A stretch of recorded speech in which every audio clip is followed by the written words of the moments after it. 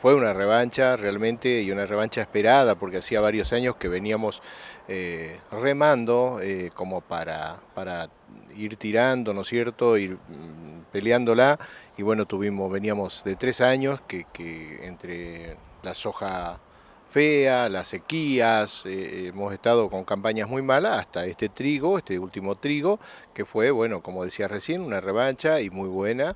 Hemos tenido una producción récord, un rendimiento muy alto, diría que está entre el récord, y buena calidad también que no siempre se tiene, y para los acopios buena logística. La verdad que se dio un combo, una sumatoria de cosas que fueron positivas. El precio del trigo que fue muy bueno también, o es muy bueno, y todo eso ayudó para que el productor pueda recuperarse un poco y llegar digamos, a pagar parte de las deudas y bueno, posicionarse un poco mejor, ¿no es cierto? Oscar, la campaña de granos gruesos ha estado condicionada por el clima, ¿no? En cuanto a exceso tal vez de lluvia en algunos momentos. ¿Cómo ha sido en esta región? Empezando por el maíz, bueno, por supuesto, en muchos casos, en muchos momentos, bienvenida al agua, ¿no es cierto? Pero el maíz está bueno, bastante, esperemos que realmente esté como lo estamos viendo, con una potencialidad importante.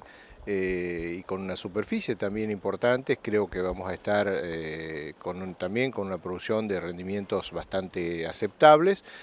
Y bueno, y la soja ya es otra cosa, la soja sufrió mucho todas estas contingencias climáticas, de exceso de precipitaciones, ya empezando con la cosecha del trigo, en la soja de segunda, ¿no es cierto? Si hablamos, hemos tenido una cosecha muy estirada, muy larga, y eso trajo sus consecuencias hacia la siembra de la soja de segunda, y bueno, eso fue todo muy complicado hasta el día de hoy, y todavía hace pocos días se venía sembrando algo de soja, esa soja tardía, que digamos que bueno, se espera un rendimiento que es bajo, ¿no es cierto?, con algo que quizás no cierre los números, no, el margen sea cero o digamos, o negativo incluso, digamos, es probable que los números no cierren como se espera, ¿no? Así que bueno, la soja en un estado aceptable, pero nada, no está como uno desearía que estuviese. Sí, el maíz, ¿no es cierto?, que ha tenido buenas precipitaciones, lo que hablábamos, eso favorecía el maíz. Y bueno, eso se cree que, o por lo menos lo que estamos viendo, que vamos a tener buena producción, ¿no es cierto?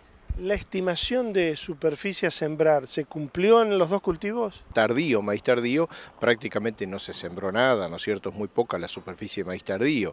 Si alguien tenía intenciones de hacerlo, no lo ha hecho, obviamente, por las condiciones climáticas que hablábamos recién, y bueno, eso no se ha cumplido, tal lo que decías recién.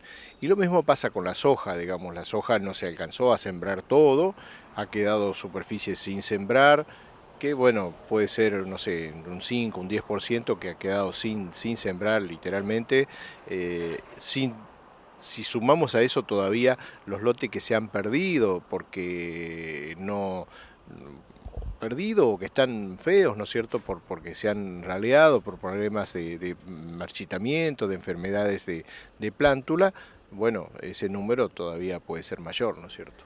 Y lo último que te consulto es en cuanto a la situación financiera de los productores que venían de, como lo hablábamos hoy, campañas complicadas.